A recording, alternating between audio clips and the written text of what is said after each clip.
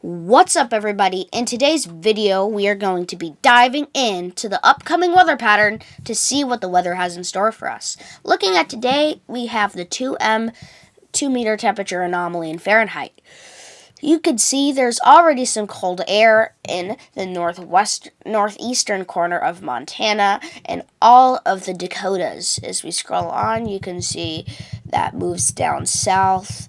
Then another system comes in and intensifies over, probably went through Minnesota into Michigan. As that scrolls on, it doesn't intensify much more, and then we have another possible Arctic system headed for us. As you can see right here, that could be some Arctic air. And here I saw this, if you go back a little bit, that looks like it's starting to move south and maybe intensify, given the west to turn here. They haven't had a turn all winter, believe it or not. So what does that mean for the 2 meter temperature in Fahrenheit?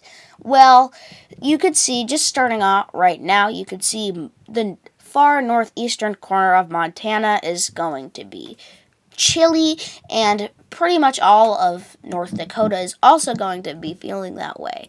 As we scroll on, you can see this moves on to eventually cover all of Minnesota, and then a big majority of Michigan, and then another one comes down, maybe even colder. This is a much more widespread right here. And you can see that comes up and then crashes back down, and so on. What does that mean for precipitation? Well, it doesn't mean much other than it might be like snow up here where we saw that cold air. As we scroll on, you can see the massive precipitation buildup out west. You can see in the Olympic Mountains, we might even see a whole upwards of a foot of just rain. But unless there's any Arctic systems or elevation, that could be snow. Obviously, some heavy precipitation down in the southeastern United States and Pacific Northwest, especially in the Cascades and the Olympics. Looking at our 500 millibar height dam and anomaly M, we can see we already just dealing today. We're dealing with a trough out in the east of the Rockies. West of the Rockies, we're dealing with a massive ridge of high pressure.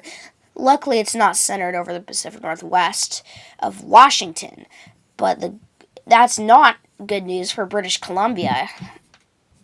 Looking at our we're moving on, we can see that ridge decides to hang out. It does eventually decrease, and then we give the western United States, sorry, that was the end of the run.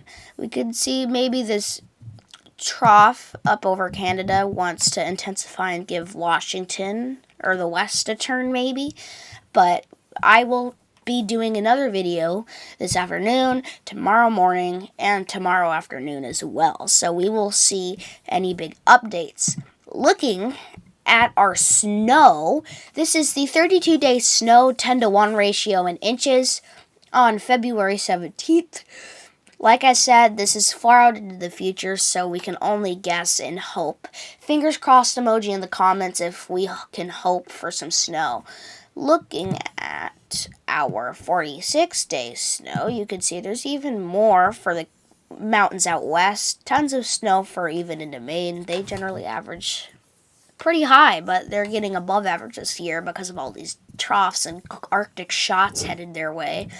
Looking at the control model. The control model, this is the 32-day snow.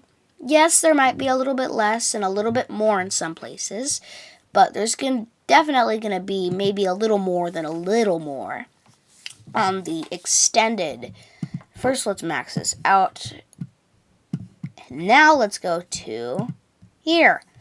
Massive amounts of snow for the mountains out west. Tons of snow for the Sierra Nevadas. Tons of snow for even Maine, the great state of Maine. And Buffalo is going to have some heavy snow totals, and especially here, if we look here, that's lake effect snow.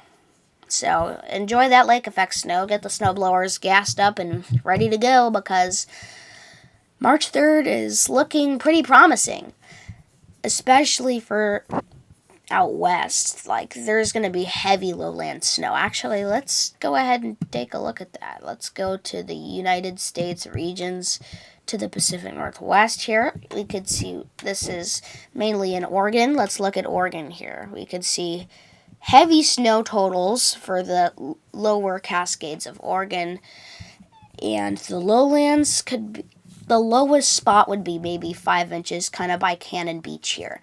And also, oh, I didn't even see this. That's an inch there. But overall, most of Oregon should be covered in a nice blanket of white. Looking at Washington, where all the apples grow. Well, the apples are not going to be in for a good winter, but they are going to be in for a good summer. Looking at Eastern Washington, unless you're in this area, there's going to be upwards of a foot. Like up in Spokane here, you could see maybe 30 inches of snow. In the far northeastern corner, you could see upwards of 48 inches and upwards of 100 inches up by Mount Baker here. And even in the lowlands, like here in Seattle, that's 15 inches of snow. That would paralyze Seattle, because there's lots of hills in Seattle. And also, not to mention, Seattle's right at sea level, so they're not used to this kind of heavy snow. And in the Cascades, get ready. This is going to be crazy. You can see up by Mount Baker, 125 inches. That is just absolute big baller. But anyways, I will see you guys this afternoon. That is just about all the weather talk I have for you today. So without further ado, make sure to hit that like and subscribe button. Share this video with friends and family. And also hype the video.